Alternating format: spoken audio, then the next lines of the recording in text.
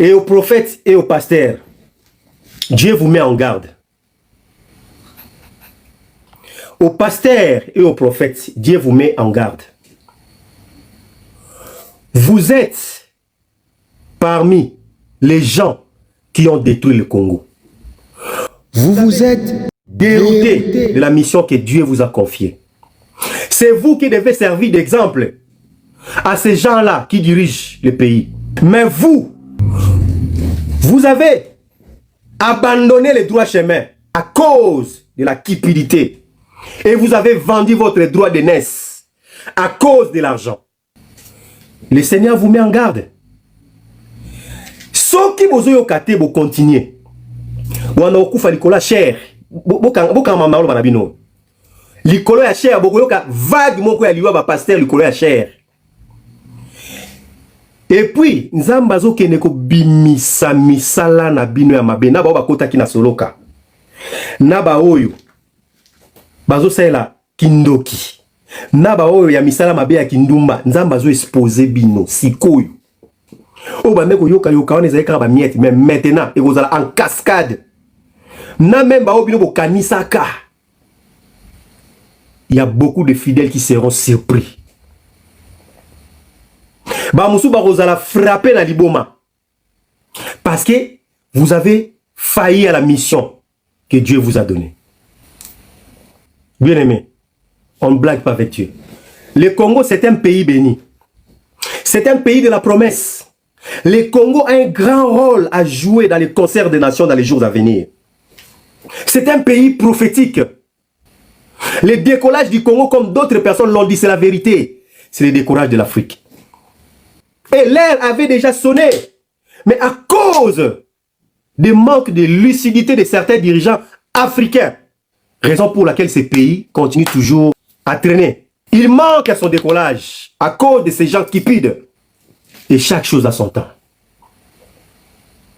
Bandeko. Tant que vous avez c'est là où vous allez comprendre que la langue est masangate. La langue est masangate. Et puis,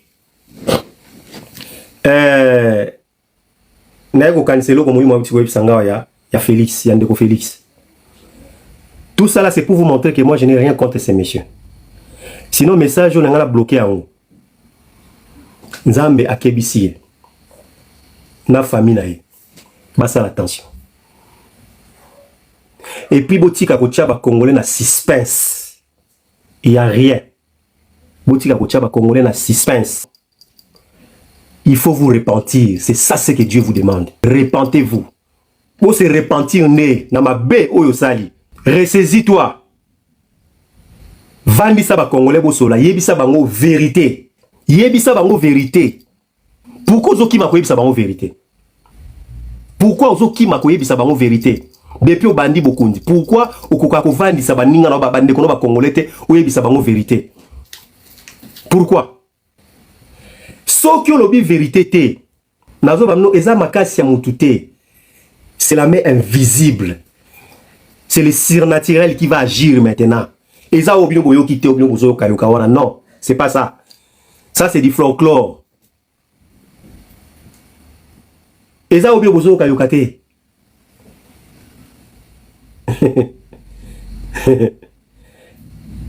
Chaque chose a son temps. C'est vrai, jamais je me suis affiché la casquette, jamais. Mais là, vous savez quand l'Esprit de Dieu saisit quelqu'un,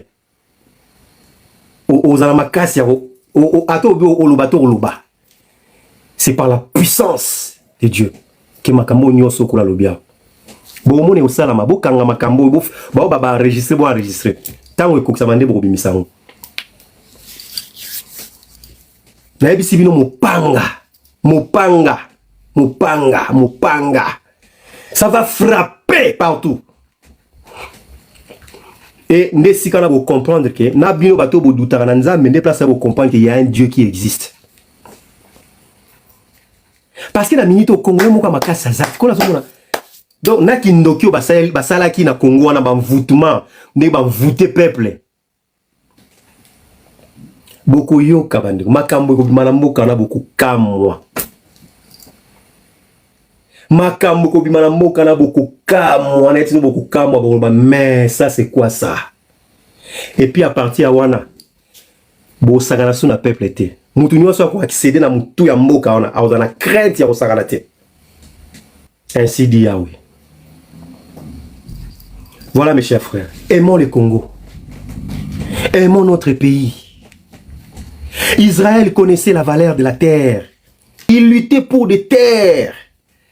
Des terres même qui ne lui appartenaient pas. Mais puisque c'est Dieu qui lui en avait donné, lui en avait fait la promesse. C'est la raison pour laquelle ils étaient attachés à la parole de Dieu. Parce qu'ils savaient que ce que Dieu dit, il accomplit. Mais malgré cela, malgré que c'était la promesse venant de l'Éternel, mais c'est là, pour que ça soit effectif, il fallait qu'il rentre en œuvre. Il fallait Israël à côté en œuvre, à Bunda.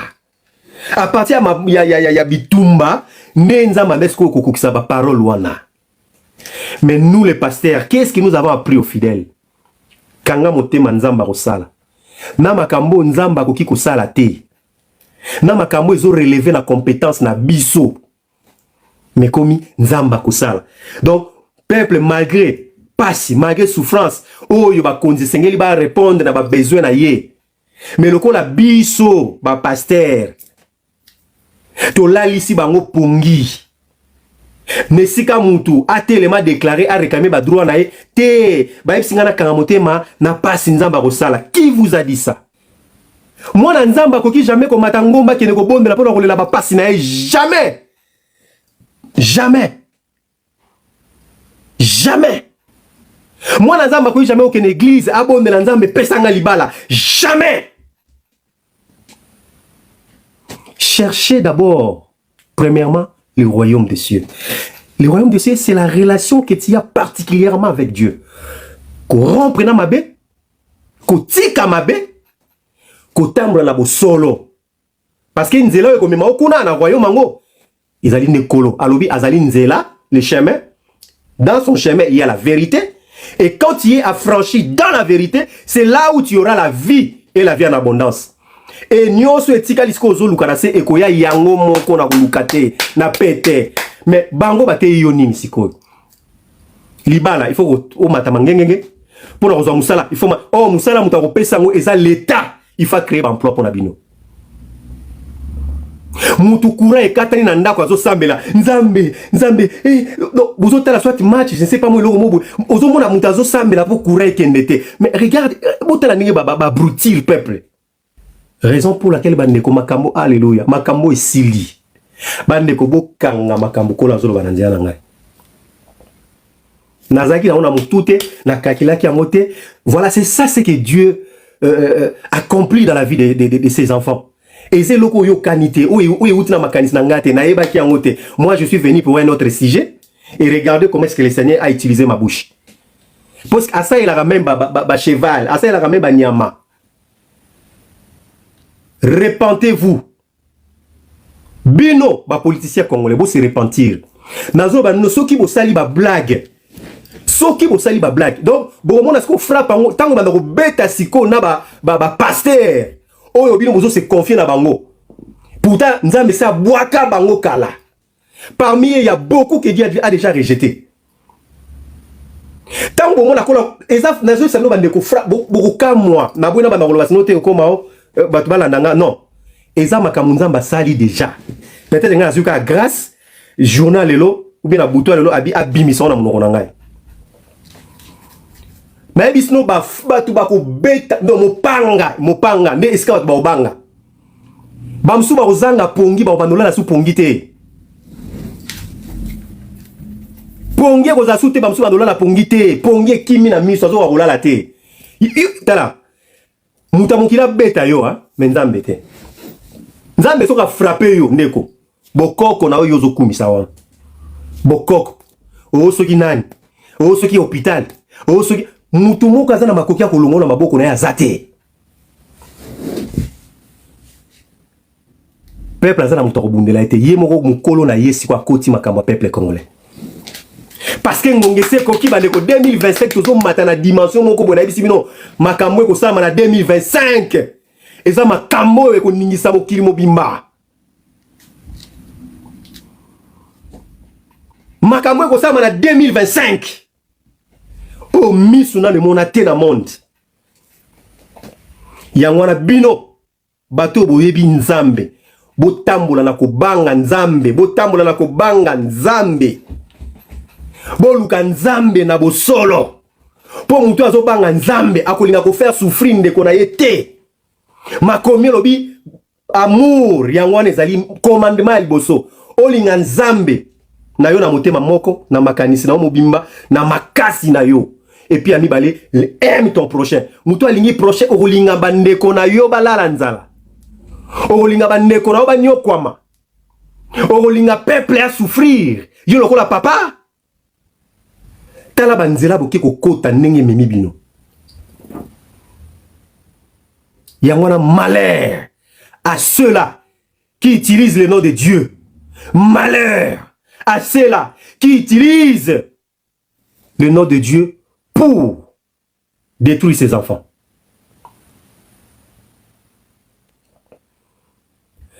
Ce n'est pas la peine de signaler ngai.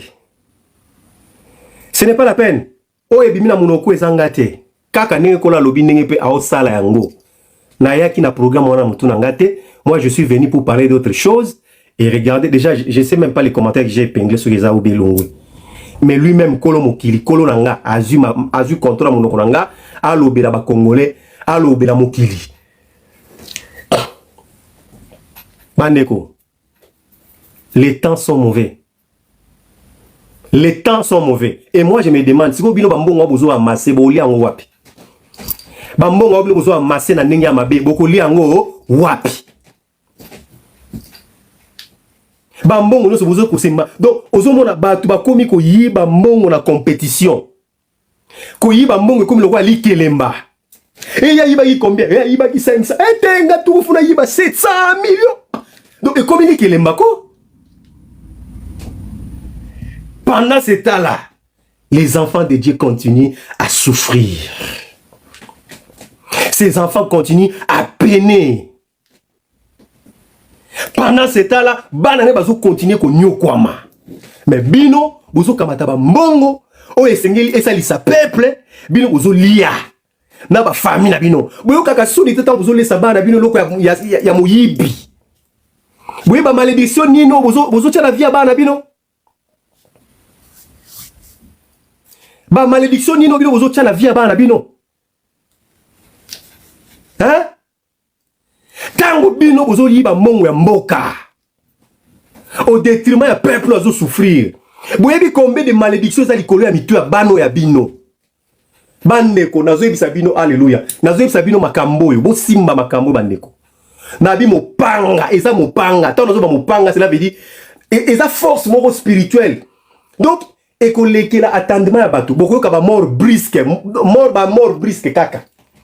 Ba mort brisque mususu alala ki ala mukite. Il est temps. Il est temps. C'est là où vous allez comprendre. Parce que le Congo a un grand rôle à jouer. Et Ngongese Koki. Tant essayer l'équipe, Bandeko. Tant essayer l'équipe. Tout ça, tant en prolongation. Tant en prolongation, c'est qui Congo est déjà en jeu. Mais regardez comment est-ce que vous pouvez si retard. Yemoko Kolo Mokili a juste les devant. Bamboko Nyoso Bozomona. Et vous allez frapper Bamboko Nyoso Bozomona. Et puis ba crise ya makasi ekota na bamboko nyoso bozomona. Ba crise ya makasi bokanga makambo loba ba pays ya Europe et belé ko za la frapper na famine. Et belé ya bamboko Europe oyo bomona. Et ko za la frapper. Ba bazala ki ba grande puissance mingi ba okita. Bamboko bino boye ba kité loka ba Grèce et au mata. Bandeko, makambozo ya liboso awa eza somo. Ezo ba na 2025. Ezo ba na 2025 ti na ebité. Ba catastrophe naturelle, ba phénomène moko mystique au botikala ko mona te à partir de 2025. eza na portée moko na zo batenga mo na ndenge na zo bateso na oloba nini, je sais même pas. Mais eza na dimension mususu. Pour cela, le Congo a un rôle à jouer. Le Congo, il a un très grand rôle à jouer. Il a un très grand rôle à jouer. Bakama mboka mike basaka na Congo yo. Bakolela. Bakolela, nazo bano bakolela. Moi mboka mike wana bakolela. Bakolela. Et vous êtes trop tard. Yango est-ce que nzamba zo bana ko frapper ba oyo bazana kati ya Congo. Oyo fallait bazala bango moko ba bundeli en propre mboka na bango. Mais bango bakoma ba complice ya ba paya. O bazo bunisa mboka. Yango kola zo bana ko beta bango. Après, nde boko yoka batu nyonso yo bande ko soutenir ba mboka wana. Boko yoka bandeko ba mboka wana moto zo pela, je vous dis. Moto zo pela. Ba événement mo ko sala manayi sino même ba peuple na bango ba siko ko telemela bango. Ozo mona ba grande populaire na ba mboka wana. Peuple na bango moko banda ko siko ko telemela ba gouvernement na bango. Eza na ba mboka msuna zo mona nzala teleme leki. Ah, robo sakaria babroseka. Bande ko to sakana nzambe te. Oui, c'était ça bien ma casquette en fait. Il y a un Dieu. Ne blaguez pas mes chers frères. Je sais quand je suis dans la chair. Et je sais quand il y a un corps nouveau, il y a un corps surnaturel. Quand qui me hante, il me saisit, je sais comment. Et là, je sais, c'est plus moi là. Alléluia. Mes chers frères, faisons attention, on ne blague pas avec Dieu. Faisons attention, on ne blague pas avec Dieu. On ne blague pas avec Dieu. Le temps est accompli, je vous dis. Le temps est accompli. Le temps est accompli. Félix Ozamaele. Soki boza mayele. Soki boza mayele Félix. Soki boza mayele. Vandi sa famille na yo. Vandi sa famille na yo. Vandi sa maman na yo Marthe. Vandi sa ye. Vandi sa ye sola na ye. Ati on erreur. Vanda sola na maman na yo. Soki omono ko akosala makambo te kamata bokonzo zongisa na Martin Fayulu. Pesa Fayulu. Pesa yango. Yo oso sayeli o tata na yo ba yibaki ye. Yo zwa oyo o yibaki Fayulu zongisela ye.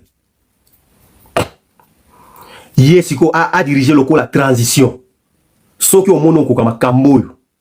Kola uti ko lobala ngai te. Soki o santete o sali maseki. Et vous allez trop tard. Et vous allez trop tard. Et vous allez trop tard. Alléluia. Bandeko. Amour, il faut la kata. Nous continuer la éviter, s'il vous plaît. Oh, l'esprit me pousse à prier maintenant. Alléluia. Alléluia. Peuple de Dieu, craignons Dieu. Dieu existe. Dieu existe. Il n'aime pas la mort d'un pécheur. Il n'aime pas voir son peuple souffrir. C'est lui qui vivra, verra ces choses. Ma sœur, je ne viens pas ici pour parler de moi. Si ça ne dépendait que de moi, je ne pouvais jamais ouvrir ma bouche pour dire quoi que ce soit. Et jamais ceux-là qui me connaissent m'ont vu dans cet état. C'est la toute première fois, depuis que j'ai commencé ces panels, c'est la toute première fois de sortir ces gens, d'être dans cette attitude. Alléluia. Dieu n'intimide personne. Dieu n'intimide personne. Tout ça, c'est parce que dans les pays, vous n'avez plus des serviteurs de Dieu qui craignent Dieu, qui peuvent montrer la bonne voie. Raison pour laquelle, quand l'église est détruite, quand le spirituel est détruit, le physique aussi suit les cours. Parce qu'au Congo, le spirituel est déjà détruit. L'âme du Congo est noircie. Le Congo n'est resté qu'un corps, mais l'âme du Congo est détruite. Raison pour laquelle vous voyez même les ordures qui sont partout au Congo. Ça démontre l'état d'âme du pays. Et les pasteurs ont failli à leur mission. Ils ont failli à leur mission. Ils sont animés d'un esprit cupide. Et beaucoup parmi eux, ils sont dans des loges. Raison pour laquelle le Seigneur va exposer beaucoup à dater d'aujourd'hui. À commencer aujourd'hui, surtout ces mois-là, les mois d'août. Ndenge tozo kende bo tito koma na mois ya octobre. Boko kama kambo zo sala mboka wana. Décembre kutu na kolobate. Bandeko, ne blaguez pas avec Dieu. Nazo blaguer parce que na emi yebi. Je sais comment ndenge na zalaka so na zala nzoto. Je suis charnel, je sais comment je suis. Ne blaguons pas. Dieu n'est pas un homme de ce monde. Si vous connaissez la grâce de Dieu, et si vous connaissez celui qui s'exprime au travers de ma personne, Bungabu banga, bandeko, oyazana matoi ya koyoka, ayoka, boko misa message, boko partager, boko misa yango, et paille, ya bato bazo diriger Congo. Botika ko sala ba scène o bozo sala wana.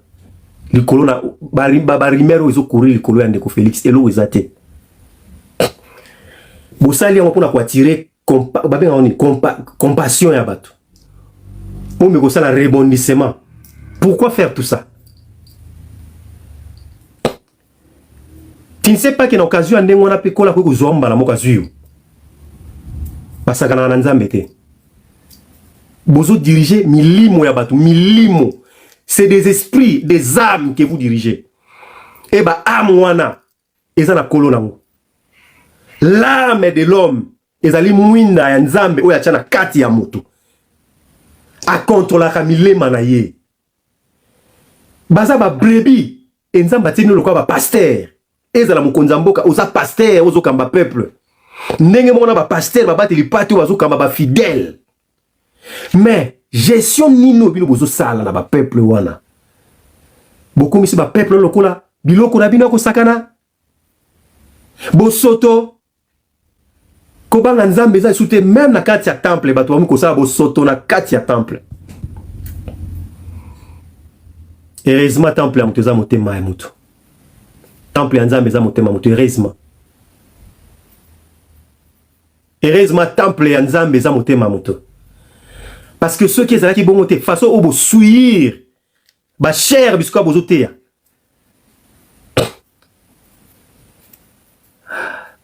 Bande koto banga nzambe. To banga nzambe. Mais en fait que batunyo so bana sima balanda nzela. Mais l'attitude de ceux-là qui sont au pouvoir, ils ont attitude ya ba responsable. Mais non, ils ont attitude ya bato ba eli masanga, ba eli feti, ba eli ambiance, en fait ba ko récupérer ba temps perdu en piaka. C'est ça, bande kolom so ceux qui dans le bibo na fingité, ils ont réalité, c'est ça. Ils ont réalité. Vous avez et ça réalité, mes chers frères. Donc, raison pour laquelle nous, peuple congolais, nous devons nous lever. Bannissons la peur, mes chers frères. Bannissons la peur.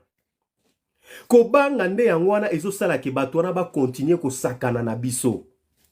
Kobanga nde ezo sala ke batona ba continuer ko monde na biso. Soki biso peuple, tozali conscient na ba droit na biso. To comprendre que ba droit na biso yali bafoué. To comprendre que bato bazana muto mboka bazali pona intérêt na biso te bazana pona ba intérêt na bango moko à l'exemple ya ba Kenya